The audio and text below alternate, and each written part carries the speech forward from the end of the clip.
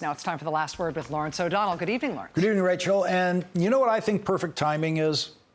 I think it's leaving the Trump administration after 2 years if you're Nikki Haley and you have future political ambitions.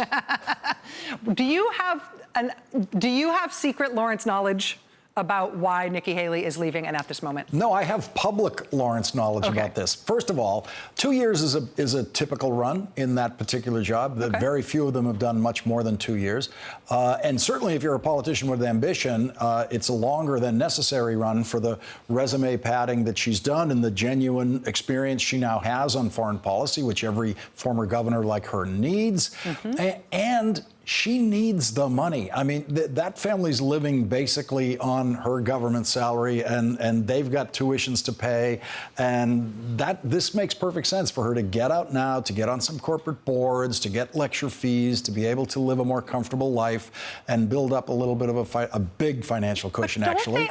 Don't they all always leave right after the election? Or does that, if they're worried they're going to do poorly in the election, then it will look like they're being blamed or something? I mean, I don't even... So another thing that I think is perfect timing is to put the date October 3rd on your resignation letter so you can prove whatever happened in those midterm elections have nothing to do with your decision. If the Republican Party gets wiped out, it had nothing to do with that.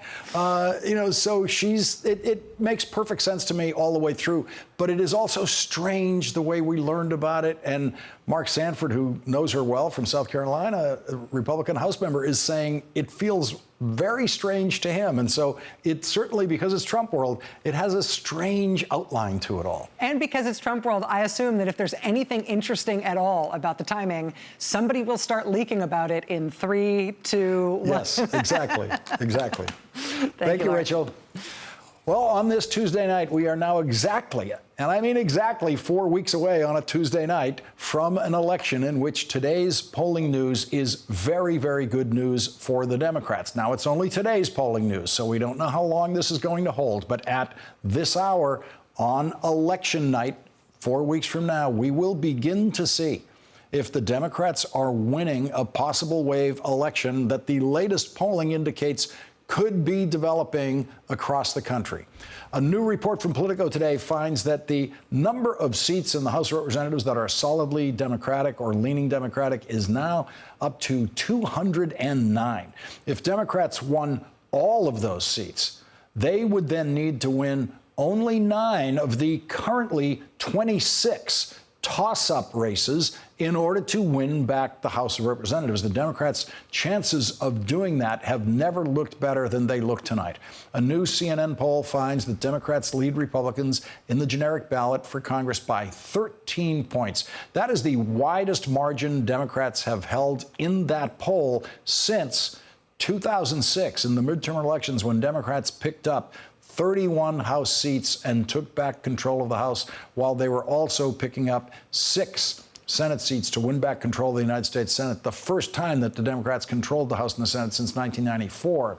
The new polling indicates that the battle over Brett Kavanaugh's confirmation has made Democrats even more likely to go out and vote in this congressional election to give power back to the Democrats. Today's polling shows the gap between Democratic and Republican enthusiasm has widened once again, now giving Democrats a 10-point advantage over Republicans.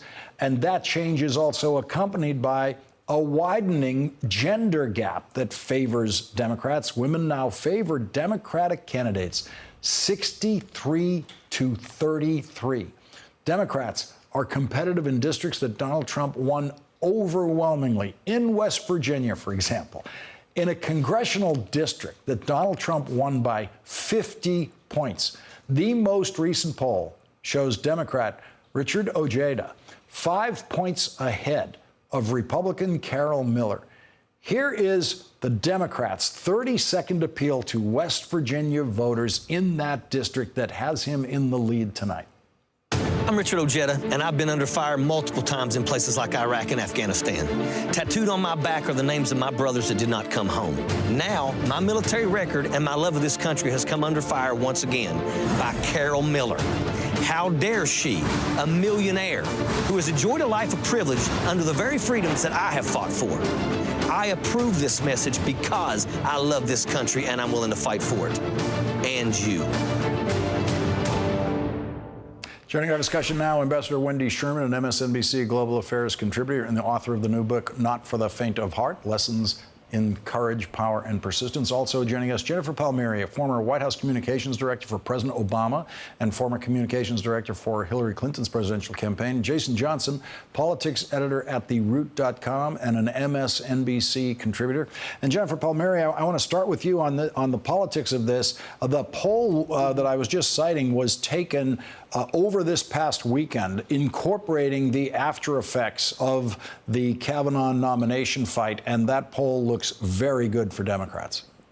Yes. Nevertheless, she voted, right? Mm-hmm. I think that could be the repercussions that that the Republicans face. And, I think women are probably going to be more determined to show up now than ever before when it comes to voting next month. But I also see something different, even in my own life experience, from women who are not that involved in politics, getting in touch with me to really express their confusion, even, let alone dismay, at how the Republicans handled the nomination. I think that there's two prices the Republicans pay. There's what Trump says and does, and then there's the Republicans backing him up. And I think a lot of women, who aren't that involved in politics, don't pay as much attention as, those of us who do this for a living, thought that the Republicans would not allow the way Christine Blasey Ford was treated to go forward, would not, after hearing what she had to say, vote to confirm him. And now that they did, I think you see this wave coming through America and how women are waking up to say, wow, this Republican Party really is really not for me personally. And I suspect that they're going to pay a price not just next month,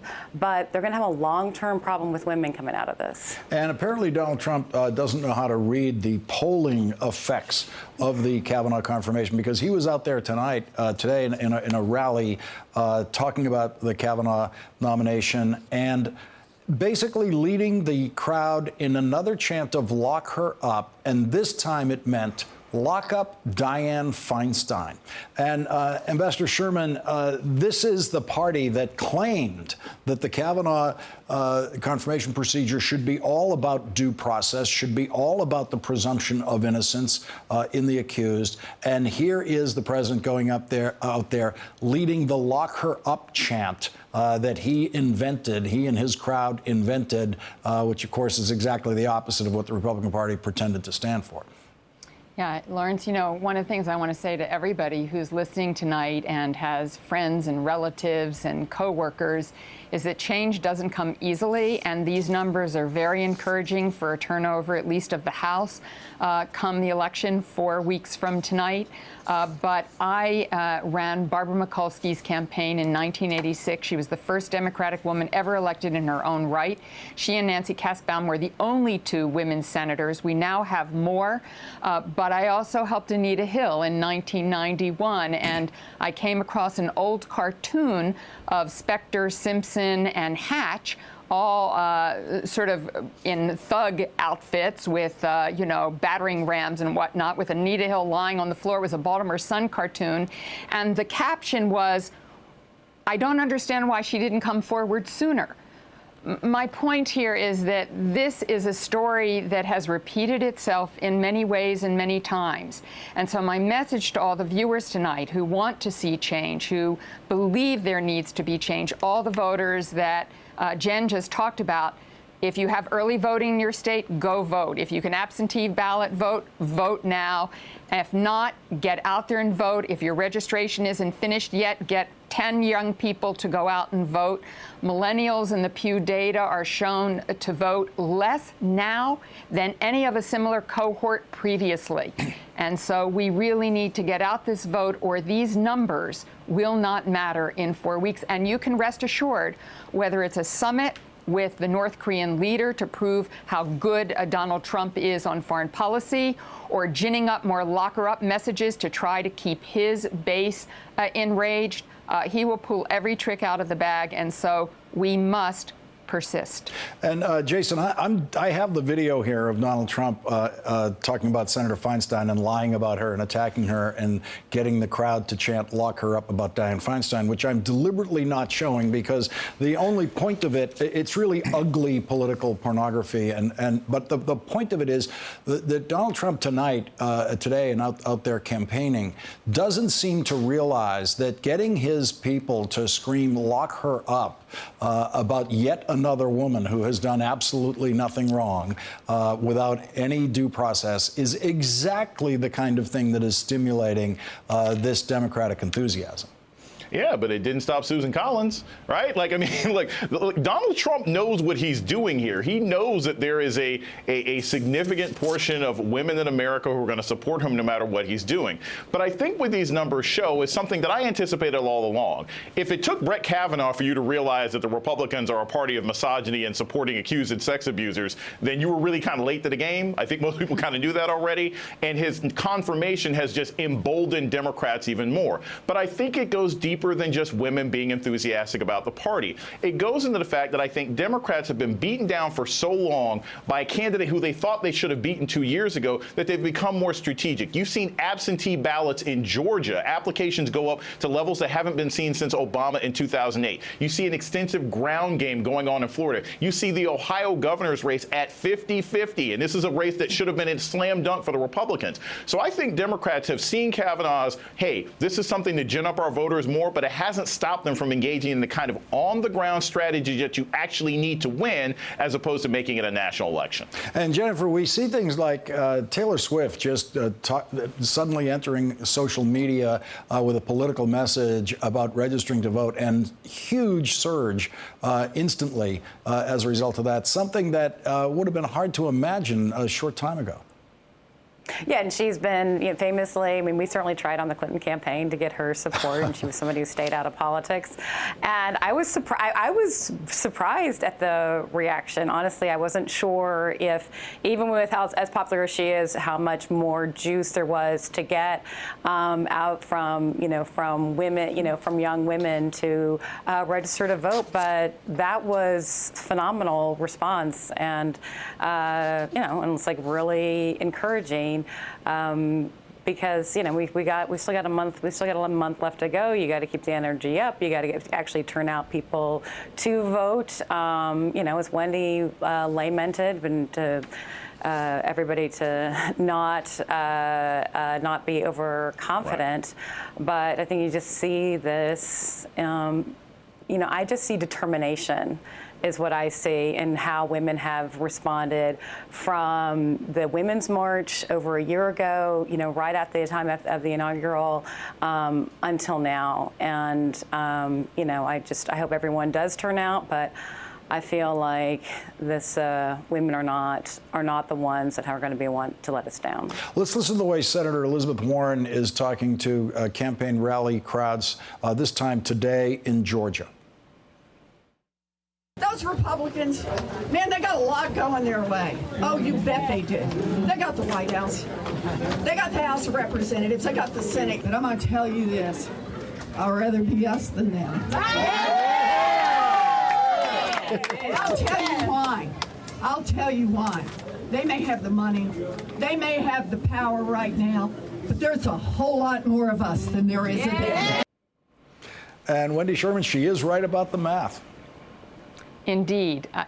All of the signs are pointing in the right direction. So I don't want to be a downer here at all. What I want to do is to encourage people to take that determination, those numbers, and turn it out at the voting booth to make real the change that can happen here.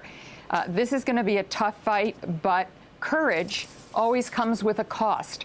There's usually a price to pay, and the price here may be the contributions you make to a campaign as a volunteer, the time that you give up to register voters, the time you give up to take people to the polls. But it's critical that we do everything we possibly can to make sure that the surprises that Jason was talking about don't occur, and that the good things that we're seeing, as he described in Georgia, as Jen described in what she's seeing out there in determination, come real.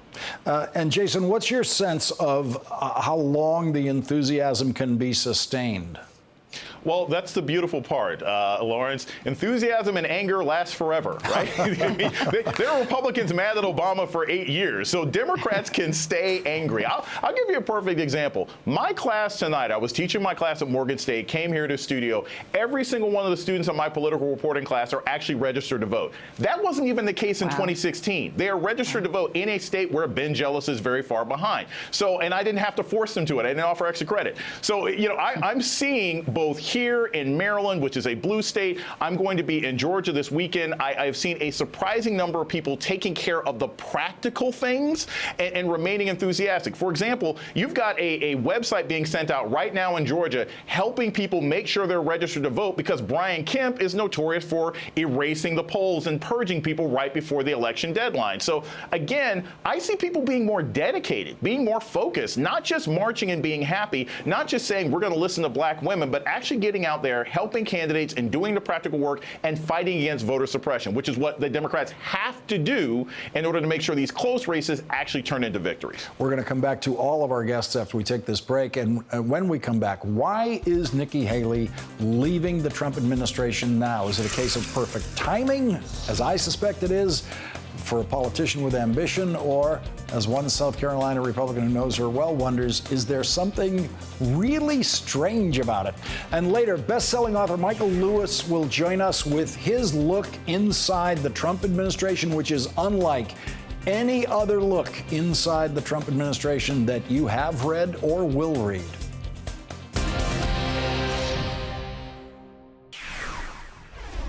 Something doesn't smell right.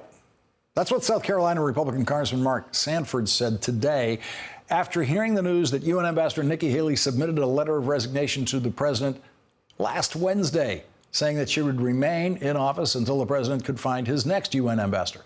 Mark Sanford knows Nikki Haley better than most Washington politicians do. He served as South Carolina governor and then encouraged Nikki Haley to run for governor at the end of his term, which she did, and she won, and was serving as governor when Donald Trump selected her for UN ambassador. Here's what Mark Sanford said about Nikki Haley's decision to leave the Trump administration. Something doesn't smell right. Something's weird. I can't put my finger on it. You know, her head political guy by John Lerner used to be my lead guy, and that guy keeps his nose to the political winds. He has a acute sense of what's going on, and so either there's another shoe to drop from a Trump standpoint, something that we don't know and that she wants to get out of the way of, or alternatively there was this inquiry I guess put in yesterday on private planes, and given what she saw happen to Price and what she saw happen to Pruitt, maybe she just doesn't want to, risk the possibility of blemish or the possibility of being pushed out, as both of them were. On Monday, Citizens for Responsibility and Ethics in Washington called for an investigation into 7 free flights that Nikki Haley and her husband accepted last year on private planes from 3 South Carolina business executives.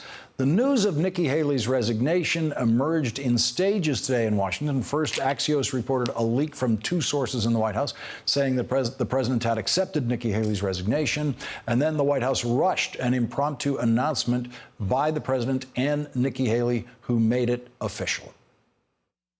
We'll be speaking all the time, but we will miss you nevertheless, and you have done a fantastic job, and I want to thank you very much. Thank you. Thank you very much. Thank you. For all of you that are going to ask about 2020, no, I'm not running for 2020. I can promise you what I'll be doing is campaigning for this one.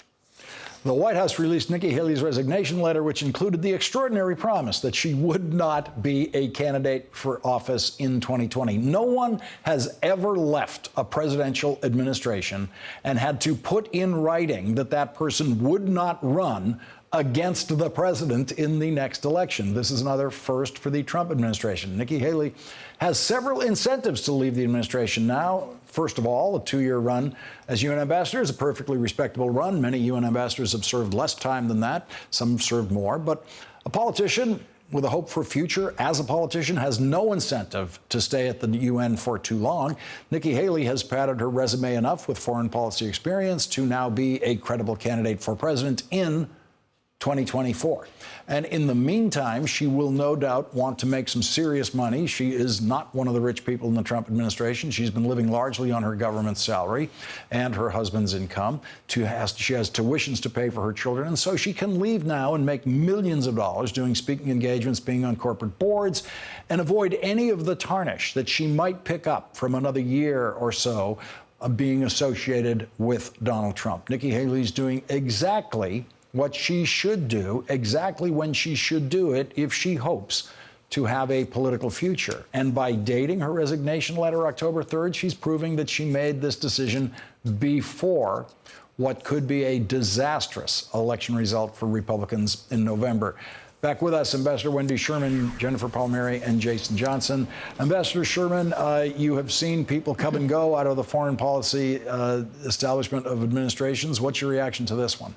I think you've got it right, Lawrence. I think this is brilliant timing on her part. Not only all of the reasons that you said, but this puts her on A1, not A14, in the Washington Post or the New York Times after a midterm election, when people like Attorney General Jeff Sessions may be leaving, and Don McGahn, and people who have some real, scrum that are attached to them. She's not part of that story. She does this on her own time, in her own way. I also think it did two other things which are fascinating. It has really led the news this evening, not the lock her up and not Kavanaugh. So the Trump administration's effort to try to say that the Democrats and women are a mob victimizing him. She now is a woman who has come forward and said, I'm strong, I'm clear, I'm independent, I'm going my own way. So I think that's useful in the larger meta message. And the other thing that she's done is she's actually really sort of put her finger in the eye of Secretary Pompeo in some ways, because she's leaving him, even though I think he's probably happy she's going, he's leaving him without really having a UN ambassador. It will be a long while to get one put in place. The deputy perm representative is very competent, but brand new, doesn't know the UN system. There is no assistant secretary of international organizations at the State Department. I suspect that John Bolton, who hates the UN, thought when he was UN ambassador 10 stories of the UN building should be lopped off, and doesn't believe in anything multilateral, probably doesn't want the next UN ambassador to be a cabinet secretary either. So she's accomplished quite a lot in one fell swoop. And Jennifer Palmieri, it is striking that this announcement came the day after Crew filed this complaint about her use of private planes, certainly something that she knew was coming, but she did have that resignation letter predated to last week.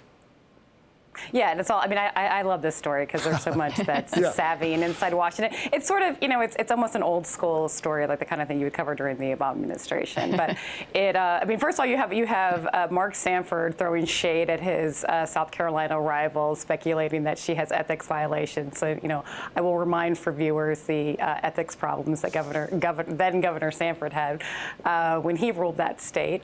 And then you have the Trump White House, which I think probably didn't want to go from headlines about their victory lap, if you will, in winning the Kavanaugh nomination confirmation, to having to answer questions as to whether or not a woman from Donald Trump's cabinet might run against him. That probably wasn't the message that they ideally wanted for today. And then you have Haley herself, who I think that is very skilled at, I know people who know her from South Carolina, at this kind of positioning and at stagecraft. And while, I think if we're honest about what we find so weird and sort of suspicious about this, is that it was a very gracefully executed rollout from the Trump administration, which never happens, right? There was a leak, that was just maybe an hour before the actual announcement. You had a beautiful announcement in the Oval Office. Her remarks were clearly prepared about what she was going to say and all the marks that she was going to hit. The president was very gracious to her. These are things we don't normally see, and that's what we found so puzzling about it. And the other thing we don't normally see, and have never seen, Jason, is someone announcing leaving an administration sitting beside the president in the Oval Office and saying out loud, I'm not going to run against him in the next election. Yeah, Lawrence, don't you love that these loyalty pledges are not just like in the administration, but everything afterwards? It's like a lifetime pledge that you can't ever do anything. It's an NDA if you're a part of this administration. Look, that makes sense to me. I'm sort of in agreement with you, Lawrence. I think it's just 2 years. She wanted to go. She wanted to make some money. I've never thought that Nikki Haley was a moderate. I never thought that she was reasonable. I will never, as a decent American who cares about human beings, forgive her for what she did about the Confederate flag and the fact that she didn't even consider moving it until 9 citizens were murdered in her state by a white nationalist, and then she eventually relented. I never thought she was going to be a viable candidate in 2020. So I think this is about money. I think this is about getting out now. And if we're thinking about 2024, who knows what this country could look like then? We might already have a woman president. We might have somebody that she can't beat. So I don't think this is about 2020. I think she's just time to go. Jason Johnson, Wendy Sherman, Jennifer Palmieri, thank you all for joining our discussion tonight. And when we come back, another look inside the Trump administration, but this one from the author of Moneyball, The Big Short, and The Blind Side. Michael Lewis takes us inside the administration to places where no one else has bothered to even look at what the Trump administration is doing.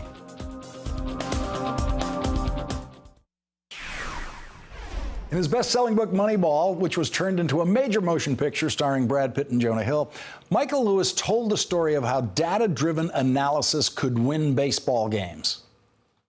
Using this equation on the upper left right here, I'm projecting that we need to win at least 99 games in order to make it to the postseason. We need to score at least 814 runs in order to win those games and allow no more than 645 runs. In Michael Lewis' new book, he focuses on the biggest and most important data collector and analyzer in the world, the United States government, and what has happened to it under a president who says things like this today. Have you read the UN report this week warning about climate change, regarding drastic action? It was given to me. I want to look at who drew it, which group drew it, because I can give you reports that are fabulous, and I can give you reports that are good. But I will be looking at it, absolutely. Joining us now, New York Times bestselling author Michael Lewis, whose new book is The Fifth Risk. Michael, with this book, you went where no one ever goes in Washington. You went inside the departments, energy, commerce, agriculture, to look at what's happening there now under the Trump administration. They are all massive data collectors, which is one of a category of person we see in all of your books, really. What did you find in there? Well, the first thing, I was provoked. The Trump administration, the Obama administration, had essentially set up the best course ever created in how the federal government worked. 1,000 people had spent the better part of a year doing briefing books for all the departments of the government.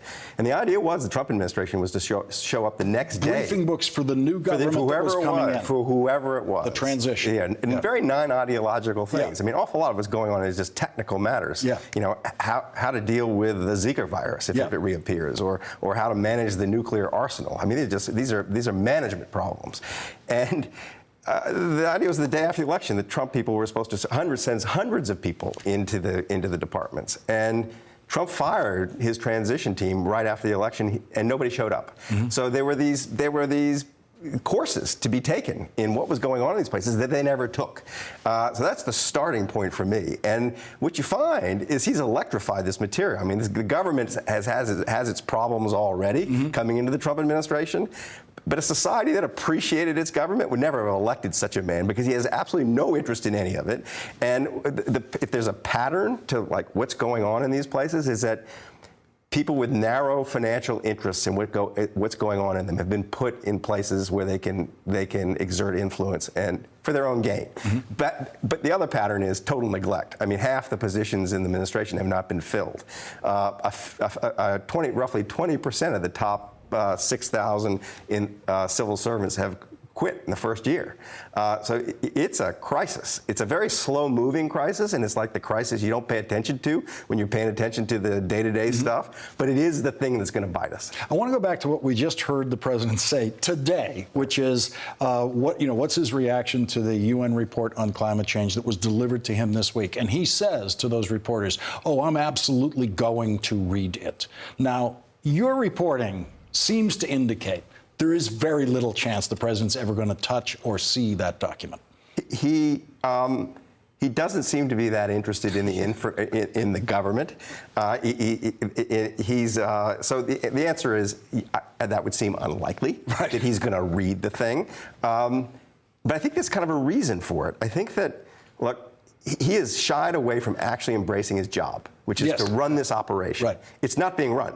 It's being run in a very haphazard way. He tells himself a very simple story that it's basically, it'll run itself, or he doesn't have to think about it. If he were to collide with the actual information that's inside the government, it would be jarring for his worldview. I mean, I would just be I think he would be overwhelmed by how enormous the task he's neglecting is. And that what we're talking about here, it's not just this thing, it's the society. It's the tool we have in the society to deal with the biggest problems we have, and it's the only tool. And he's basically letting it fall apart.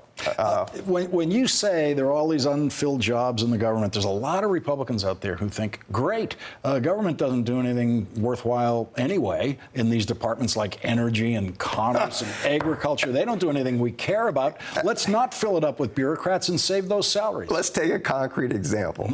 All right, so Rick Perry, who's nominated to run the Energy Department, right? He now runs the Energy Department. He's one of those Republicans who said he's going to axe the Energy Department when he was on the campaign trail. He wanted to get rid of it. Get rid of it, but he couldn't remember the name, right? But the minute he actually collides with the Energy Department and asks, what does it do? Well, it manages the nuclear arsenal. You're going to get rid of that.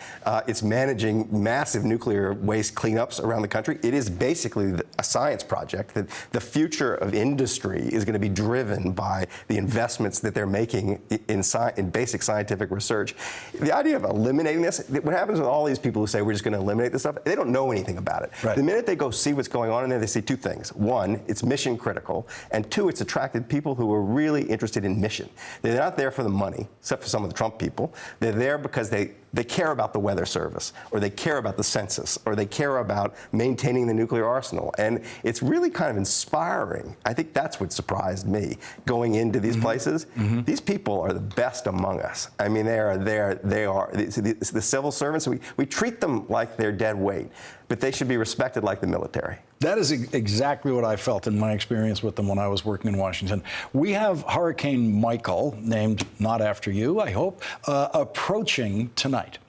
We know that because of a division in the Commerce Department whose job it is to tell us how to prepare for and when to move when a hurricane. And they've gotten better and better at it. They've gotten better and better at it. I mean, that weather prediction has gotten steadily better. It's gotten steadily better in part because of the data that's been collected inside the National Weather Service and made available to a lot of geeks to hack away at it. And these people who are there in the Weather Service, they take their role, protecting life and property, very seriously. And I think when you back away from it, I think what people just kind of lose sight of is that the basic role of the government is to keep us safe. And it manages a portfolio of risks that are absolutely terrifying. And we just assume they're going to do that, even though all we do is kick them all the time. And if we have been doing that for as long as we've been doing that, and then you put a guy in charge of the thing who has no interest in managing it, we're asking for something bad to happen. I think of your readership, when I think of your readership, I don't think of politics at all. I mean, you've written books about Wall Street, you've written books that are about universal sports. Appeal and interest. What do you anticipate in your readership from a Republican reader of your book versus a Democratic reader of your book? I think the broad message that I think everybody would get if they paid attention is that if we were to moneyball the society, we would invest in the public sector. We have underinvested in it. We've got a workforce that there are 5 times more people over the age of 60 than there are under the age of 30, There's an equivalent thing going on with the technology in the government. You can't run an organization like that. And so I think that, so what would be the difference between the Democrats' response? Everything gets so polarized. I mean, I suspect what will happen is Republicans get defensive and Democrats go, yeah. But what we need are candidates who can actually, like the government doesn't sell itself. It's forbidden from selling itself. It doesn't market itself, with the exception of NASA and the military. We need people who can actually go explain to the citizens what this enterprise does, the Commerce Department, the Agriculture Department, and make them appreciate what it does so there's political support for what it does. And so when some bozo comes along and says he wants to be president, the first question everybody asks is, what are you going to do with this? Instead of just giving them a pass on that question. Yeah, this is an invaluable book, a look at the way the government really works. Michael Lewis, The Fifth Risk. I don't have to hold it up. We got it on the screen. Michael, thank you very much for joining us. Thanks for having me. Really appreciate it. And when we come back, there are 28 days to the election. It means there's 29 days to what could be a big set of changes in the Trump administration after the election.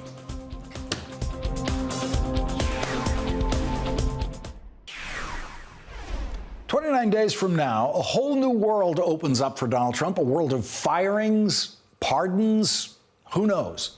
The day after the congressional election, Donald Trump could finally indulge his publicly stated desire to fire his attorney general, something he reportedly promised Republicans he would not do until after the election. Today, the president was asked about his next attorney general. Is Senator Graham popular enough to be your next attorney general, sir? He is somebody that never asked me that question. I think he's very happy where he is. But what if Democrats win the Senate? Would the president be able to get a new attorney general confirmed by a Republican lame duck session of Congress fast enough? And would that new attorney general immediately take over the supervision of Robert Mueller's investigation and possibly block Robert Mueller from seriously pursuing that investigation or fire Robert Mueller outright? Or will the president himself simply fire Deputy Attorney General Rod Rosenstein the day after the election so that Rod Rosenstein is no longer supervising Robert Mueller's investigation, and then appoint someone to that supervisory role who would block the Mueller investigation? Election day might turn out to be as important for the future of Robert Mueller's investigation as it is for the party that ends up in control of Congress. And after a break, Jill Wine-Banks will consider what Robert Mueller might be waking up to the day after the election. Today, a grand jury in the District of Columbia returned an indictment presented by the Special Counsel's Office. The indictment charges 12 Russian military officers by name for conspiring to interfere with the 2016 presidential election. That was Rod Rosenstein this summer, and we may never see anything like that again. After Election Day, Deputy Attorney General Rod Rosenstein might never again announce any indictments or other developments in Special Prosecutor Robert Mueller's investigation because Rod Rosenstein could be fired the day after the election. Robert Mueller could be fired the day after the election. Attorney General Jeff Sessions surely could be fired the day after the election, and the Trump pardons could start flying around Washington the day after the election, 4 weeks from now. Joining us now is Jill Wine-Banks, former Assistant Watergate Special Prosecutor and an MSNBC legal contributor. And Jill, 29 days from now, Donald Trump is apparently free to fire whoever he feels like firing because the congressional elections will be behind him. Yes, he can, and he might, although he did say he had no intention of firing anybody. But that usually is a sign that he's about to do it. Yeah. On the other hand, I do think that Mueller will have planned for all this and that he will be ready for it, as will Rosenstein be ready for it. And it seems to me they have a lot of options. Mueller could have an indictment ready because I do believe the president can be indicted and that the Office of Legal Counsel opinion can be waived. It can be granted by Rosenstein to allow it, or he has his report ready, which would go to Congress and could, under certain circumstances, be made public, or he could be prepared to have the grand jury act on their own inherent authority to take action to return an indictment without his help. And Jill, now that we're within the 30-day window of the election, we are probably in a publicly quiet period for the Mueller investigation. Isn't that right? Yes, I think so. It would be unwise to do anything now. Now, if he does nothing and returns an indictment the day after, or issues a report that's really devastating the day after the election, of course the Democrats will think that they've been had, because if people had known, it might have affected the outcome. But if he does anything now, the Republicans will think that it is a political action. And so it's sort of a bad timing. I can tell you that during Watergate, we didn't really take into account. We investigated until we had the first 9 tapes and the testimony that we felt justified indictments. And it was in March, so it was not affecting any election at all. And we acted until we were done investigating. And once we did, we returned the indictments. So I think the timing is very important, and we won't see anything happen until after the election. What do you imagine it's like inside the Mueller office with the prosecutors? They've got your old job there, working on the special prosecutor investigation of a president.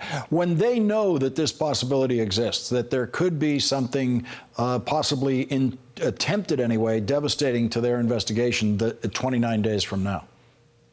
I think that they're planning their activities around that possibility, and they may be doing what we did, which was we took key document copies home, no originals, but we took copies home just in case we got fired and were not allowed to have our documents ever again.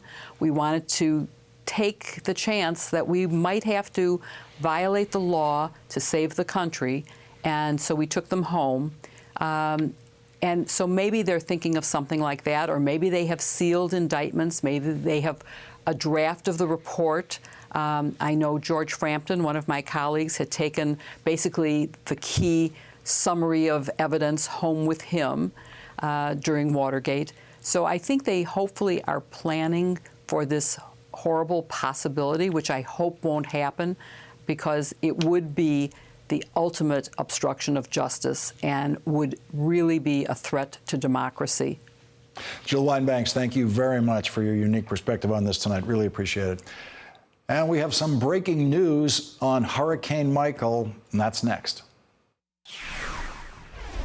Tonight, Hurricane Michael is headed toward the Gulf Coast of Florida with landfall expected tomorrow. NBC News meteorologist Bill Cairns has the latest and joins us now. Bill, what do we need to know? Well, the Hurricane Center is out with their 11 p.m. advisory, and there's one big important thing that has changed. They are now calling for a Category 4 hurricane at landfall tomorrow afternoon. The forecast continues hour by hour to get worse for our friends from the Panama City area all the way down to Apalachicola, Florida. I mean, just the bottom line is they've never seen a storm like this in that region of the country. Florida's been hit 10 times in their recorded history by Category 4 storms, twice by Category 5s, but never in this portion of Florida. So they'll have water in areas they've never seen before, and there will be towns and communities that'll be uninhabitable for weeks after the storm goes through. That's what happens when a Category 4 moves through and you get a landfall. So here's the latest: 125-mile-per-hour winds. It's now only 220 miles. Here's the eye being picked up on radar, and here's the first band of rain not far away from Apalachicola here, right where the Big Bend is.